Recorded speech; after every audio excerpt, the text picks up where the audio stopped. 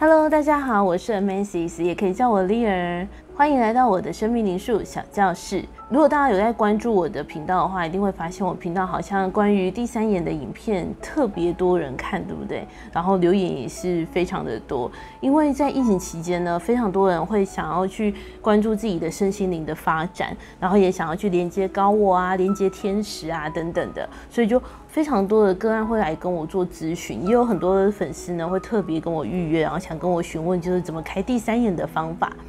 那其实呢，我有发现容易开启第三眼的人呢，生命灵数命盘是有一定的规律的哦。那这支影片就是想来跟大家介绍怎样的人呢会比较容易开启第三眼。在介绍生命灵数命盘之前呢，先跟大家介绍一下什么是第三眼。其实每一个人都可以开启第三眼，为什么呢？因为每一个人体内都有一个人体最小的器官，就是松果体，它位于在我们的眉心中央，进去到耳朵耳上这进去一个十字交叉口，它是连接左右半脑，它可以分泌褪黑激素，而且它是掌管我们的生理时钟非常重要的一个器官。那我们一般来说3岁之前，因为我们的肉眼还没有发育完成，所以呢，我们常会借由五官啊，还有你的手去探索这个世界。所以那个时候，我们的第三眼是感光效果是最敏锐、最强的。那也因此呢，3岁之后开始会使用很多就是副食品啊、精致淀粉啊，会开始刷牙了。那渐渐的，我们的第三眼就会处于一个休眠的一个状态哦。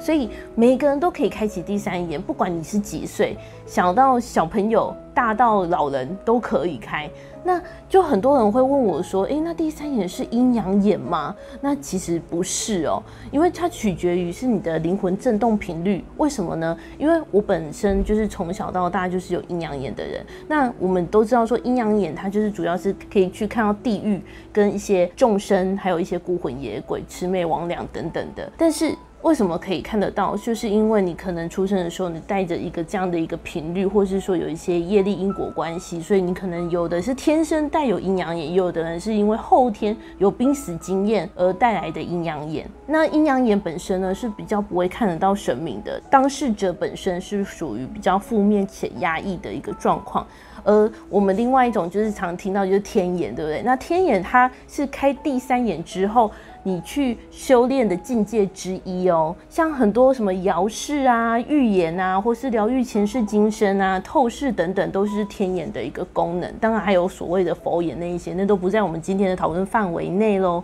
今天我们要讲这个第三眼呢，它主要是当我们能够有效去开启我们第三眼的话，它可以提升我们的领悟力、敏锐度，然后还有对事情的感知能力。那当你对事情的感知能力更加敏锐的时候，你就比较不容易做错的决定，因为你可以很快速理解说整个事情的来龙去脉，可以帮助自己找到一个最圆满的结果。虽然人人都可以开第三眼，但依照我看很多个案的经验呢，容易开第三眼的人，其实命盘都是有一些神秘的规律的哦。那这边呢，我想要特别分享一下之前老高跟马连杰都有分享过的一位日本漫画家，他的预知梦特别的准到让很多人都吓到。然后呢，他在1999年出版的《我所看见的未来》里面收录了他1994年到1998年所刊登的作品，里面呢就充分的直接预知到东日本大震灾，那时候引起非常多人的关注哦。到现在也是很多人会一直不断的去翻看他之前的那个漫画，前些时间去看了他的命盘，我发现他就是属于那种很容易开第三眼的人哦。所以我们等一下会一起来揭秘一下他的一个命盘，然后你也可以检视一下你自己的命盘是不是有雷同的地方。后面我们都会统整出容易开第三眼的命盘有哪些条件哦。现在先教大家怎么画自己的生命灵数命盘。那我们这边呢，就是以塔图基流的命盘来做举例哦。好，那大家可以看到画面上呢，有看到就是塔图基流的生日。好，那我们要先把自己的西元年月日给画出来。那像塔图基流，它是1954年12月2号，那它的先天数就是19541202。那我们就要把这些先天数相加起来，1加9加5加4加1加2加0加2等于24。然后2加4再等于6，那这样的话就可以得出它的主修数了。好，那24呢，它是我们的天赋数，那也代表说就是我们上辈子所带来的一个课题，还有我们要去完成的一个阶段性的任务。所以呢，这个24呢，等一下画到命盘的时候会以三角形的方式呈现，然后主命数这个6呢，它就会以正方形的方式去呈现，因为它代表是这一辈子的课题哦。好，那还有2个数字一定要记得哦，就是我们的星座数跟血型数。好，那这边的话 Tazuki 呢，它是射手座，所以对应的是9。那 O 型的话，对应的灵数是6。好，那我们就要把它画进来咯。好，那首先先天数我们都是以画圆圈的方式，就是1、9、5、4、1、2、0、2。然后呢，它的天赋数呢，我们就会用这个三角形的部分，在2跟4画一个三角形。然后主命数呢就要画正方形。如果你是3阶段的主修数的话，比如说37101，那你就会有4个三角形，就是3710就会是三角形。那像38112，那就是3811，就会各画一个三角形，这样子，所以你的三角形就会比一般人还要多一点。那如果说你的生命灵数你算出来的主修数就是纯数8的话，那你只要在8那边画一个正方形就可以了，因为等于说你没有三角形。OK， 好，那接下来呢还要把这个星座数给画进来哦，它是射手座，所以我们在9这里再画一圈，然后呢在血型数这边也要画一圈。那这样的话它的命盘就完成了，这就是我们的生命灵数9空格命盘。那我们接下来呢，我们要去探讨就是这个命盘有哪些特色是最容易开第三眼的。好，我们刚刚已经把命盘都已经画好了，对不对？那我们接下来要分享4种命盘状况是最容易开第三眼的。如果你有符合这些情况的话，那就表示说你是比较容易掌握开第三眼的技巧。但是如果有稍微接近，那就表示说你需要调整一下你的技巧，或者说调整你的频率，一样也可以开第三眼哦。因为每一个人呢都是可以开第三眼的，只不过会跟你的振动频率，还有你现在目前使用的方式会有关系。所以大家一起来看看我整理出来这4种状况，你中了哪一个吧？我们现在要分享的第一个命盘状况，就是大家可以先看一下我们的画面。那首先9空格命盘可以分成3个部分，就是身是147，心是258，灵是3690的部分。那这样我们就可以知道说我们的命盘哪一个数字能量是在哪一个部分是比较强的。对，那这个我们等一下后面都会再做讲解哦。好，那首先第一个状况就是，当你的命盘里面这4个数字都刚刚好是2圈的时候，那你就会比较容易开第三眼。好，那6的部分呢，对应的是眉心轮，因为我们的第三眼位于在我们的眉心轮部分，所以呢，只要你的6是平衡的，你就会比较容易掌握开第三眼的技巧。而且呢，你也比较能够感应到你的第三眼的震动频率哦。那7的话，对应的是我们的顶轮，它对应的是我们的一个开悟的能力。当我们开第三眼之后，我们对万事万物的接收程度跟感受到它背后真理的那种感知力呢，就会提高很多。所以呢，你的整个人呢也会更加的通透。好，那在9的部分就是星系门户，它是对应我们能够跳脱到别的维度的一个通道。所以就是像毕达哥拉斯那样，他都可以透过他的梦境到达这个阿卡西记录的第11维度去做他的实验，让更多原本在世界上没有的东西呢，都可以在他的脑海里面去诞生。所以他也是名副其实开第三眼的人哦。那在0的部分是宇宙数。宇宙数2圈的时候呢，就表示说你是会比较冷静，能够去知道这些宇宙讯息它的来源，还有它的意义是什么。所以如果你的命盘里面呢6、7、9、0都刚刚好是2圈，并且没有任何课题数，那这边就要恭喜你了，你是非常容易开第三眼的人。那当然，如果你的圈数刚好有某个数字缺1圈或是多1圈，那没有关系，其实只要把那个数字达到平衡就可以咯。第2种情况就是在我们的修行线上，如果都是2圈，并且没有课题的状况之下，那你就会是很容易开第三眼的人。那我们一起来看一下，首先就是你的1要画2圈，5也是2个圆圈，9也是2个圆圈，0也是2个圆圈。大家会比较熟悉是159是事业线，但是因为它多了一个0，就是身心灵跟宇宙连线，它就变成了修行线。但是最多状况的人呢，是在这修行线上都可能会有课题，可能你会有三角形或是正方形之类的。那如果你是没有这个情形的，表示说你有可能是仙佛或是天使，或者是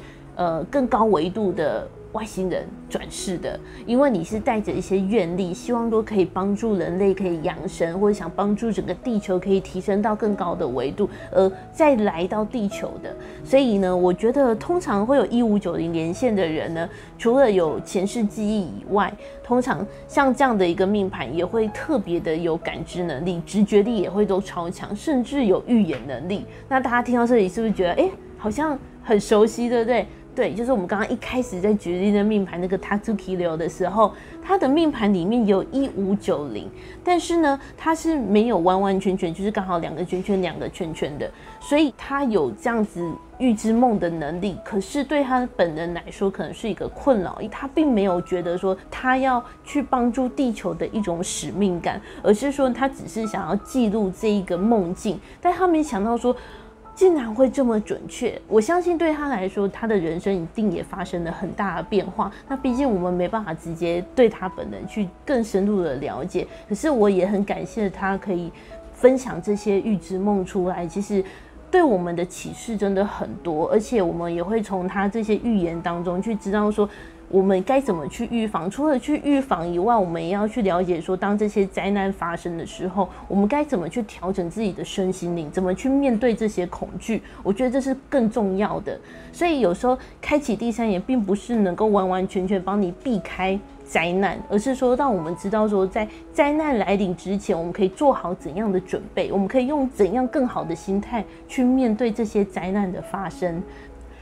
好，那第三种情况呢，是2条连线的结合哦。我觉得这一条线应该蛮多人有的，我们一起来看看。好，那首先呢，一样看你的9宫格，你的1是不是2圈，2 2圈，3 2圈，6 2圈，9 2圈，0 2圈，这是最好的情况哦，也就是你的艺术线连接你的智慧线。123是艺术线，3690是智慧线，所以当你的艺术线跟智慧线连接起来的时候，就表示说你在这一世，你的整个感官能力是敞开的哦，你对这个世界万物的接收度是很高的，你可以接收很多来自不一样境界的资讯，不管是高频的或低频的，其实在你的人生当中应该都是可以看得到的。所以我觉得像有123-690这条连线的人呢，他会对很多事情会很有好奇心，所以他跟刚刚那个1590